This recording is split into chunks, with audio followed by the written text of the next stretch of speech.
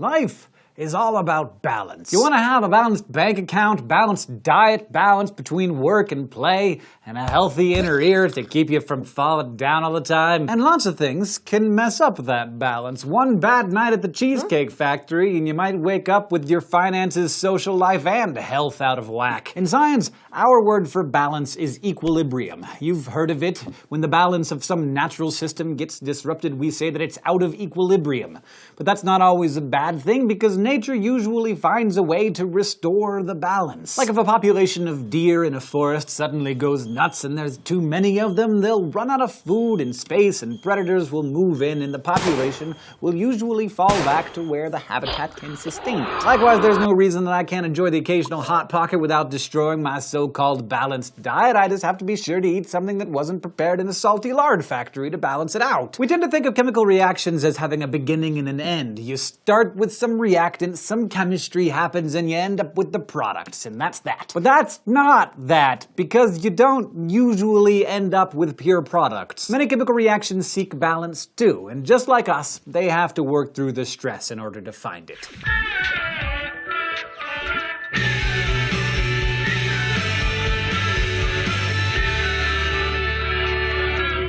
It's common, because it's usually helpful, to think of chemical reactions as simple, straightforward processes. But in reality, many reactions never finish.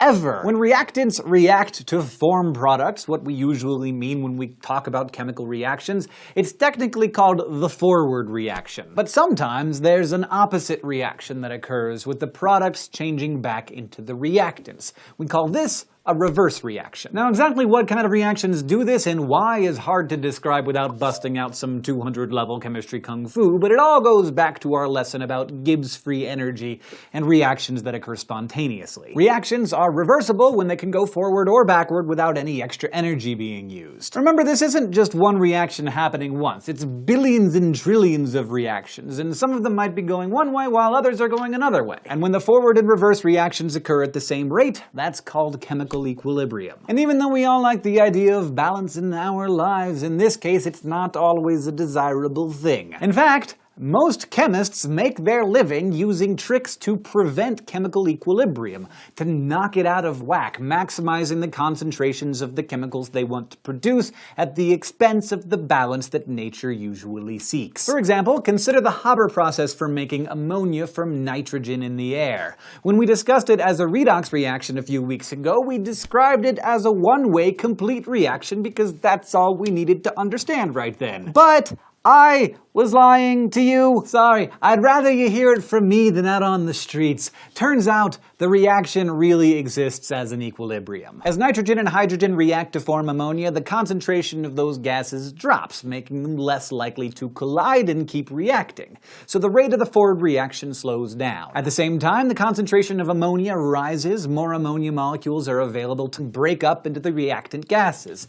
And surprise, the rate of the reverse reaction speeds up. Eventually, those two processes reach a point where they happen at the same rate. At that point, there's no discernible change in the concentration of any gas. Nitrogen and hydrogen keep combining to form ammonia, while ammonia keeps breaking down into nitrogen and hydrogen at the same time. Notice that I did not say that the reaction stops. The reaction basically never stops. It's just that we don't notice any changes at that point, because everything that happens in one direction is perfectly balanced out by what happens in the other direction. That's why reactants like this are written with a double arrow, indicating that the process runs both directions. Like if I stand on a balance board, I never stop moving. I just shift my body back and forth to compensate for the motion of the board. When it moves left, I move right, and vice versa. And by doing that, I'm able to stay upright.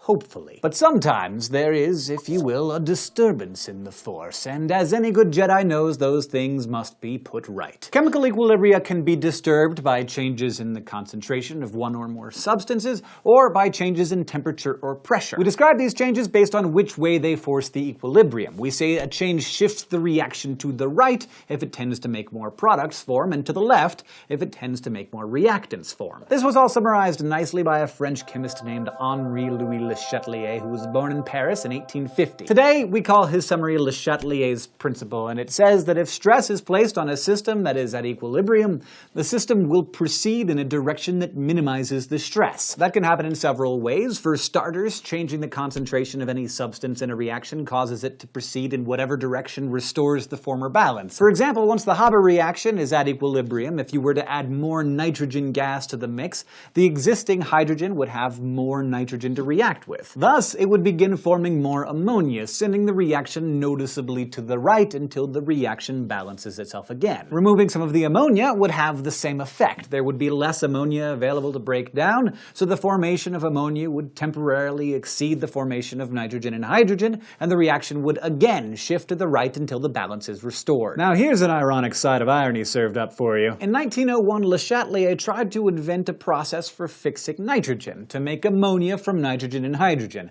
But he gave up the effort after the experiment caused a huge explosion that killed one of his lab assistants. 8 years later, the German chemist Fritz Haber, probably the closest the world ever got to a literal evil genius, did just what Le Chatelier was trying to do. And in contrast to Le Chatelier's despair at the death of his assistant, Haber had no problem at all with the fact that his procedure, now known as the Haber process, was used to make chemical explosives which killed hundreds of thousands of people in World Wars I and II. But just to prove that there aren't clear winners and losers in science, the Haber process also saved uncounted millions of lives because the ability to fix nitrogen has made chemical fertilizers possible and basically revolutionized modern agriculture. Haber was awarded the 1918 Nobel Prize for his discovery, but 30 years later he was considered by many to be a war criminal and spent his last years as an object of shame to his family and hatred for many others. Le Chatelier, meanwhile, despite his great contributions to our understanding of equilibrium, considered his failure to find an efficient method for making ammonia to be the greatest blunder of his scientific career. One of the key achievements that Haber made was figuring out a way to continuously remove ammonia as it was being produced. This allowed the forward reaction to keep going faster than the reverse reaction, basically preventing the process from reaching a state of equilibrium. But changing concentrations is only one part, or actually only 1/3 of the story.